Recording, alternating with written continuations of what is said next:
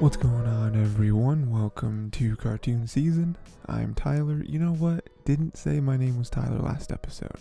I just realized that. How will you know? Yeah, this is of course the show where we get to talk about some animation, cartoons, and movies. You know, I did that again. I did the out of order thing again. It's shows and movies, whether it be cartoons or anime. Today is the final day of our Christmas week for 2021. First ever Christmas week. I think it went pretty good so far. Let me know if you want me to do another one next year. Very, very well. There's more Christmas movies, of course. But anyway, today we're going to end it off with A Christmas Carol, a movie that I have seen once, I think. That's it. Probably just once. You know, Christmas movies are always tough because it's like, I don't really want to watch a Christmas movie outside of like the holiday season. Like if it's not December, maybe even November, I could give it to you. But like once it's not there, it's like, why would I ever watch a Christmas Carol? you know, aside from like, versus like, what's another movie I've done on here? Mitchell's vs. the Machines. I could watch that any day. It doesn't matter. But yeah, I only seen this once, and I remember being pretty good. I remember being a little bit of a different take, as I feel like at this point, whenever you adapt a Christmas Carol, it has to be different, it has to stand out, because we've had about 1,100 adaptations. And I feel like this one's a pretty good job. I feel like Jim Carrey, pretty good for this role.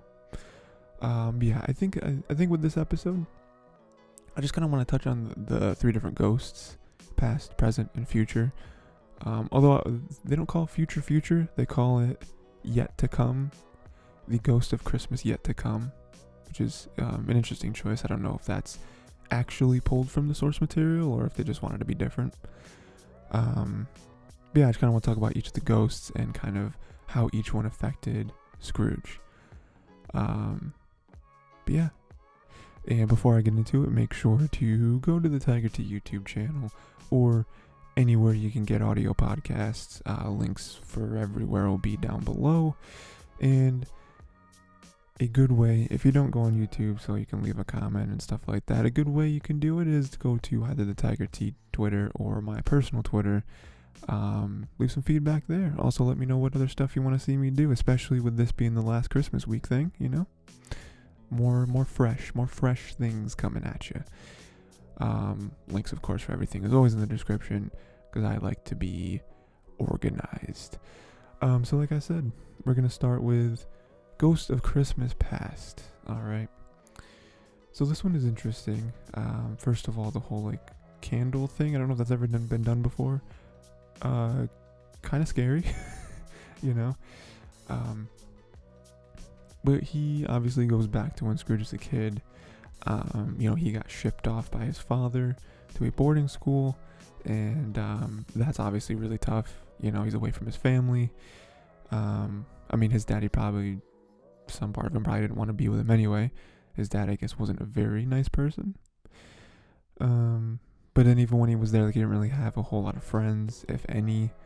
It was kind of tough to kind of mingle, and that kind of starts off as a very sad childhood, even right there, like, you get a lot of comparisons to the Grinch. I guess this existed, this story existed before the Grinch. I imagine the Grinch probably very, very heavily inspired by A Christmas Carol.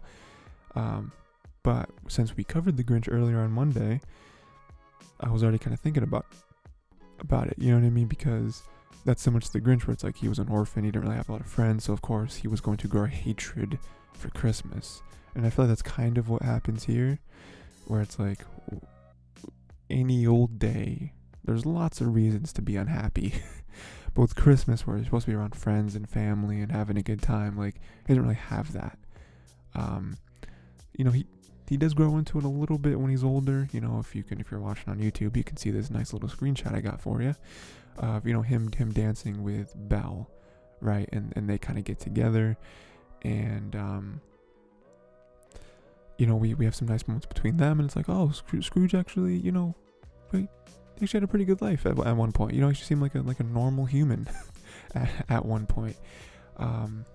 But the big kicker here is he becomes obsessed with money. Completely obsessed with it. That's all he thinks about. It's all he wants. He's all of his moves in his life from here on out are about how to amass more wealth. And that causes Belle to leave him, to release him from his duties. Because it was like when he was younger, he was poor and he was alone. And then even when he was around this age, like a young adult kind of age, he didn't really have a lot of money, so him and Belle kind of bonded over that, and they were happy with their lives, money, what's the phrase? Money doesn't buy happiness. That's kind of what happened here, where it's like they didn't have anything, and they're just happy to have each other, and they were going through life that way. What could be better? And then once Scrooge becomes obsessed with gaining wealth, and he has a little bit of it, he changes as a person. He changes fundamentally, and he doesn't act the way towards anyone the same way he did, and that's including Belle. And so Belle has to leave him. There's even this not nice, but a stinger on the end of her conversation where it's like, if you weren't attached to me, would you still choose me right now over everyone else? Would you still choose me, someone who was left poor because of the death of my parents? And he doesn't answer, because she knows, she knows that if he had his choice, he would choose to have a wife who was rich. Even though that's kind of crazy, because you've grown to love this person. But so, she just knows him very well. She knows that he's changed. And, this whole Christmas past thing, this is the first, his first kind of stepping stone to Scrooge kind of realizing who he is on the outside, being able to literally and figuratively step outside of himself and see why all this is happening to him, and why he needs to have an epiphany. And we get to Christmas present, probably the most off-putting one, and yes, more off-putting than future, because this guy, Christmas present on the outside, very jolly, right? Definitely represents some sort of Santa figure, right? But this man, if you look in his eyes, he knows something. He it looks like he knows something. He's got secrets. On the outside he's kind of ignorant, but on the inside he knows everything. But yeah, we show him some present stuff. Like how Bob's son, Bob of course being the, assistant, the receptionist or whatever for Scrooge. We see that his son, Tiny Tim, is not doing well, and he most likely will not last until next Christmas, will not be here next Christmas. Very tough for Scrooge to learn of that. There's also a little bit of him being able to learn something about himself, how he didn't know this, how long has Bob been under his employ, that it just shows that Scrooge doesn't really care about anyone or anything else, not enough to ask his only I guess his only employee about his family. But even with that, Bob still wants to raise a glass to Scrooge. Obviously a lot of members of his family do not want to do that because they don't feel like Scrooge is a nice person. Only giving Bob one day off a year, not paying him as much as they feel they should pay him. But even with that, Bob is still a positive person. He's still happy. Overall, his family is still happy. They're together. They're able to share a meal, and I feel like that hits Scrooge. Again, this one probably more than the others. Well, I guess the past really, kind of stuck on that too. But there's being you don't need money to be happy. You don't need to be obsessed. You don't need to be a dragon laying on your pile of gold in a cave in a mountain to be happy. I think it's really creepy when Present decides to show the ignorance and the want, little creatures, little evil things, and this is just kind of to, kind of a metaphor for how these things can corrupt you and they can destroy you. You know, how this is what Scrooge has kind of been with his, you know, his most of his life, right? You know, ever since he had that obsession, and how, like, you don't want this, you know, this is rotting you from the inside out. You know, you don't want to be ignorant to things. I mean, even a small thing like that, not small, but you know how, like, you don't know anything about Bob or his family. You know, you don't know anything about the world around you. And then want of, like, all you do is want. You never want to give. You never want to listen to other people. You know, all of this is making you a very evil person. And I don't think you realize it. Or even worse, you realize it and you don't want to change. You know, so it's terrible. And then we finally get to the one that I think everyone knows is always the nail in the coffin, both figuratively and literally, is the future, or the ghost of Christmas yet to come. And at this point, Scrooge has died, and no one really wants to go to his funeral, right? They make a comment of, like, I'll only go if they're serving food. Terrible. You know, but even just that fact right there, where it's like, that's how you know you've messed up, I think. Like, when you die, none of your family wants to go to your funeral. You don't have any friends to even want to go to your funeral. Like, that's how you've made a very negative, a very sour mark on the world. Then you even have Mrs. Dilber, who, like, helps him out. I forget exactly what her role is. Like, at the end, I felt like she was just, like, his cleaning lady or something. But afterwards, we see that Miss Dilber is selling his things. You know, because why not? You know, she needs the money. Scrooge obviously never paid her as much as she needed when he was alive. So, and he's dead. He doesn't need these things anymore. Doesn't have a family. He's not leaving them to anyone. So, you know, I'm sure in his will, it's like, just burn all my stuff. You know, no one can have it. No one can prosper from my death. And then, you know, he acts to see some sort of emotion from this person's death, right? Because, you know, at this point, I mean, I feel like we all know that that's Scrooge who died, but at this point, they haven't revealed it yet, you know? So to see some emotion, we see that there's a family who's very happy that he died, very relieved, because now that their debt that they had with him, with his little, like, company or whatever, his firm, and now they have more time to pay off their debt. And that's not what he wanted to see. No, we don't want to be happy that this person died. We want to feel some sadness, you know. So he's like, let me see some sadness from any person's death, you know what I mean? Let me see, you know, does this even happen? Do people actually be sad when people die, you know, or are they just, like, come together and they're okay with it, or they, you know, give me something. And so we move on to see that Bob's family mourns Tiny Tim, and that really hits him, because one, well, there you go, you got what you wanted. There is sadness, you know, but then two, this is Bob. He knows Bob, you know what I mean? Like, this is tough for him, because he realizes that, you know, him and he likes Bob. Him and Bob are actually friends, you know? And then also it hits him because Christmas present just showed him Tiny Tim, like, where they are today and how they're happy, and they're trying to be optimistic about him, and you know, present being like, he's not going to last, you know? So now we go into future, now we see him gone and how it wrecks them, you know, and all this together, it does what it always does, but, you know, it causes Scrooge to have an epiphany and realize that he's been wrong, and he's been living his life in a unfavorable way, and he does have to change. And obviously that's how the story always ends.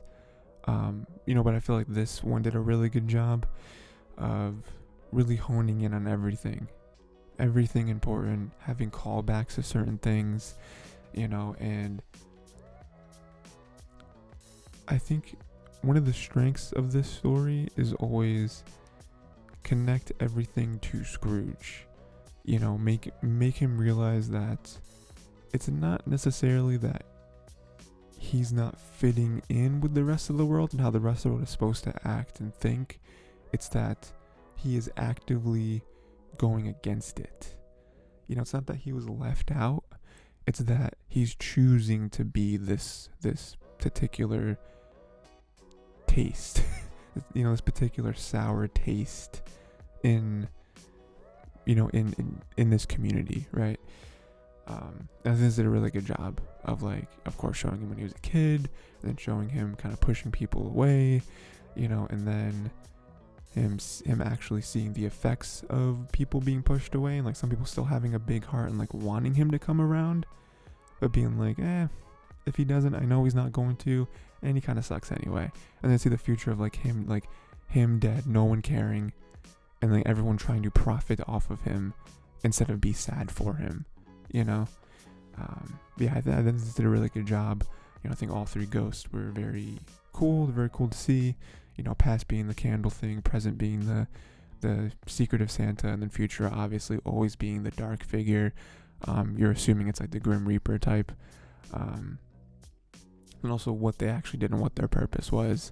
Even the end with like Scrooge coming around and wanting to buy the turkey, and then giving more stuff to Dilber, and giving a raise to Bob, and going to his nephew's Christmas dinner party. Like, it was so good, and then like even with the Christmas party thing, like him coming in and being like, I want to join you for dinner if you guys will have me, and just dead silence, and the whole family just kind of looking around, and then them like erupting into excitement. Like, it was so good, because again, it's like they want to like Scrooge, like they want to like him. They want him to be a good person. They want to help him, like even when his nephew went there in the beginning, it's like he went there to extend the olive branch. Like, they want this. It's Scrooge that's putting up the wall. Like I said, he's actively avoiding it. He's not missing out. He's avoiding it. And of course it all ends, it all ends nice. And, but yeah, that's pretty much the movie. Obviously the ghosts are always the most prevalent part of the movie. Let me know if there's anything else about the movie that you really enjoyed. Anything that doesn't necessarily involve the three ghosts. And yeah, like I said, that's it. That is the last day of the Christmas week. Today should be Christmas Eve. Tomorrow's Christmas. Obviously, happy holidays, all that good stuff there. And yeah, like end of Christmas week. So let me know what other movies, shows, not just cartoons, also anime, you want to see me do. Of course, like I said, next week, back to your regularly scheduled programming. I don't know what next week is. I don't know what comes on Monday. I don't remember. But I'm sure it's something good. And, yeah, I think that's pretty much it. So, like I said, go to the Tiger T YouTube channel, or go to anywhere else you can get audio podcasts. Links are down below. And for feedback, or of course any sort of your recommendations, you always go to the Tiger T Twitter or my personal Twitter. Have fun there.